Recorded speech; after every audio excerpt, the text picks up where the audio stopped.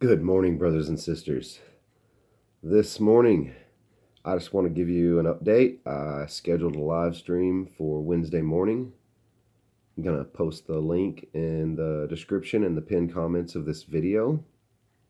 And I hope to see you all there. And this morning, I'm going to read Matthew chapter 10.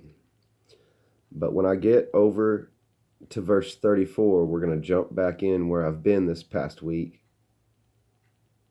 into Romans chapter 13 again, to give you another little nugget to prove that that Jesus is our master. That's all I have to say. Not the government. Jesus is our governing authority. Matthew chapter 10 says, "And when he called his 12 disciples to him, he gave them power over unclean spirits to cast them out, and to heal all kinds of sickness and all kinds of disease. Now the names of the 12 apostles are these: first Simon, who is called Peter, and Andrew his brother, James the son of Zebedee, and John his brother, Philip and Bartholomew, Thomas and Matthew the tax collector, James the son of Alphaeus, and Lebbaeus, whose surname was Thaddeus, and Simon the Canaanite." I know it says that different in other versions. This is the New King James Version this morning. "Simon the Canaanite, and Judas Iscariot, who also betrayed him. These 12 Jesus sent out and commanded them, saying, Do not go into the way of the Gentiles, and do not enter a city of the Samaritans, but go rather to the lost sheep of the house of Israel. And as you go, preach, saying, The kingdom of heaven is at hand. The kingdom of heaven is at hand. Heal the sick, cleanse the lepers, raise the dead." Remember, Jesus said, "Let the dead bury the dead." Who are they raising? "Heal the sick, cleanse the lepers, raise the dead, cast out demons. Freely you have received, freely give. Provide neither gold nor silver nor copper in your money bags, nor bag for your journey, nor 2 tunics, nor sandals, nor staves, for a worker is worthy of his food. Now whatever city or town you enter, inquire who in it is worthy, and stay there till you go out. And when you go into a household, greet it. If the household is worthy, let your peace come upon it. But if it is not worthy, let your peace return to you. And whoever will not receive you nor hear your words, when you depart from that house or city, shake off the dust of your feet." Brothers and sisters, I know that there's a lot of us that have a trouble with doing this. But he says, "Cast not your pearls before swine, lest they turn and rend you." He says, if you go somewhere and the household is not worthy and they do not accept the teachings, then you take your peace with you and leave.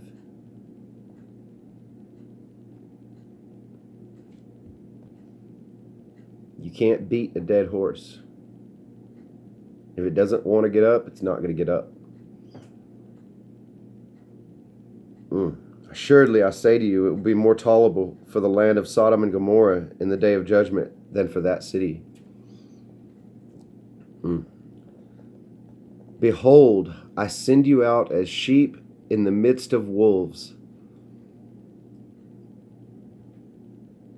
He didn't say, "I send you out as sheep in the midst of sheep." He said, "I send you out as sheep in the midst of wolves." I see many pictures and they always show this one little wolf in the middle of a whole bunch of sheep. That's the wrong picture. That's the picture of the church, with the wolves inside the church. But we're going out into the world and it's all wolves, and we're the sheep. "Therefore be wise as serpents and harmless as doves. But beware of men, for they will deliver you up to councils and scourge you in their synagogues."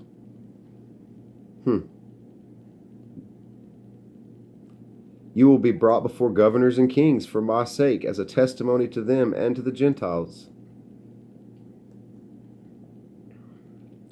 But when they deliver you up, do not worry about how or what you should speak, for it will be given to you in that hour what you should speak. For it is not you who speak, but the Spirit of your Father speaks in you. Now brother will deliver up brother to death, and a father his child, and children will rise up against parents and cause them to be put to death. And you will be hated by all for my name's sake, but he who endures to the end will be saved. And you will be hated by all for my name's sake, but he who endures to the end will be saved. When they persecute you in this city, flee to another. For assuredly I say to you, you will not have gone through the cities of Israel before the Son of Man comes. A disciple is not above his teacher, nor a servant above his master. It is enough for a disciple that he be like his teacher, and a servant like his master. If they have called the master of the house Beelzebub, how much more will they call those of his household? Therefore do not fear them, for there is nothing covered that will not be revealed, and hidden that will not be known. Whatever I tell you in the dark, speak in the light, and what you hear in the ear, preach on the housetops. And do not fear those who kill the body but cannot kill the soul, but rather fear him who is able to destroy both soul and body in hell. This flesh isn't all you have. If you're born again, you have a soul and a spirit that lives on. Do not fear those who kill the body but cannot kill the soul, but rather fear him who is able to destroy both the soul and the body in hell. Are not 2 sparrows sold for a copper coin, and not one of them falls to the ground apart from your Father's will? But the very hairs of your head are all numbered. Do not fear. Therefore you are of more value than many sparrows. Therefore whoever confesses me before men, him I will also confess before my Father who is in heaven.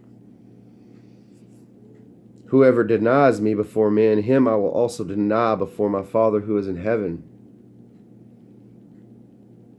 In verse 34. Do not think that I came to bring peace on the earth. I did not come to bring peace, but a sword. Do not think that I came to bring peace on the earth. I did not come to bring peace, but a sword.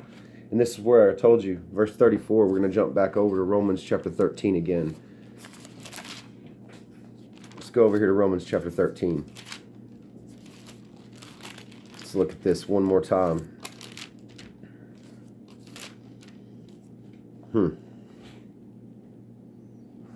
Let me read verses 3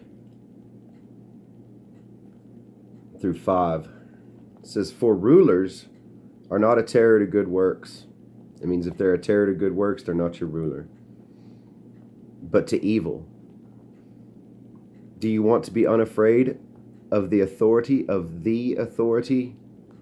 Do what is good, and you will have praise from the same. For who? For who is God's minister to you for good? He. For he is God's minister to you for good. It says, for he is God's minister to you for good. It specifies. Don't you believe that should be capitalized? But if you do evil, be afraid, for he does not bear the sword in vain. For he is God's minister to an avenger to execute wrath on him who practices evil. Be afraid, for he does not bear the sword in vain. Who bears the sword? Who bears the sword? Jesus says himself right here in verse 34 of Matthew. It says, do not think that I came to bring peace on earth. I did not come to bring peace, but a sword. But a sword. But a sword.